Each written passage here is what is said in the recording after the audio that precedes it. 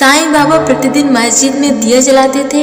इसके लिए वे बनियों से तेल मांगने जाते थे, लेकिन एक दिन बनियों ने बाबा से कह दिया कि बाबा हमारे पास तेल नहीं है। तब बाबा वहां से चुपचाप चले गए और मस्जिद जाकर उन्होंने दिए में तेल की जगह पानी डाला और दिया जल पड़ा और यह बात चारों तरफ फैल गई।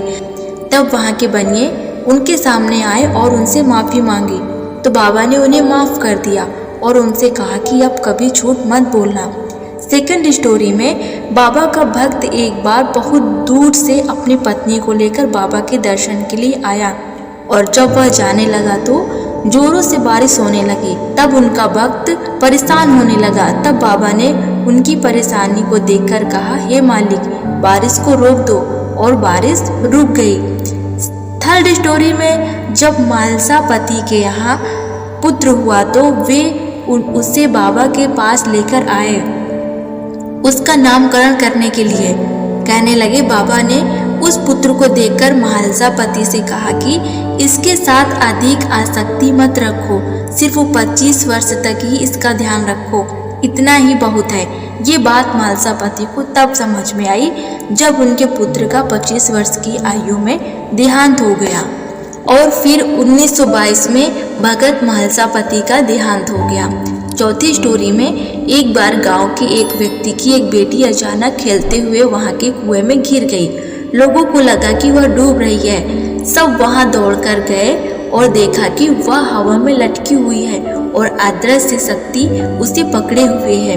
वे और कोई नहीं, बाबा ही थे, क्योंकि वह बच्ची कहती थी कि मैं बाबा की बहन हूँ। अब लोगों को कोई और स्पष्टीकरण की जरूरत नहीं थी।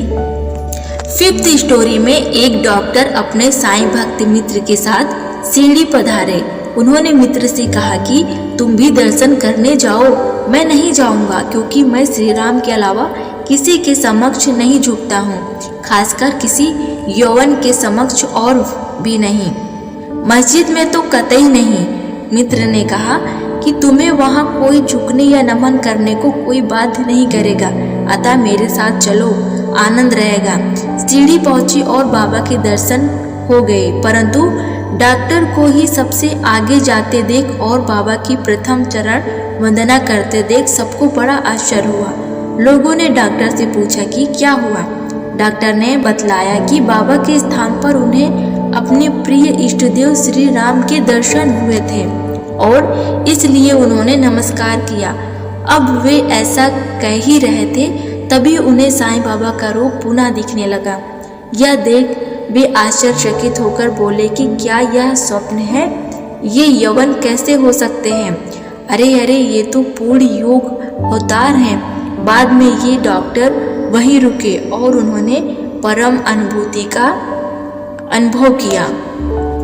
सिक्स्थ स्टोरी में एक दिन बाबा ने 3 दिन के लिए अपने शरीर को छोड़ने से पहले महालसा पति से कहा कि यदि मैं 3 दिन में वापस न लौटूं तो मेरे शरीर को अमुक जगह पर दफना देना। 3 दिन तक तुम्हें मेरे शरीर की रक्षा करनी होगी। धीरे धीरे बाबा की सांस बंद हो गई और शरीर की हलचल भी बंद हो गई। सभी लोगों में खबर फैल गई कि बाबा का देहांत हो गया।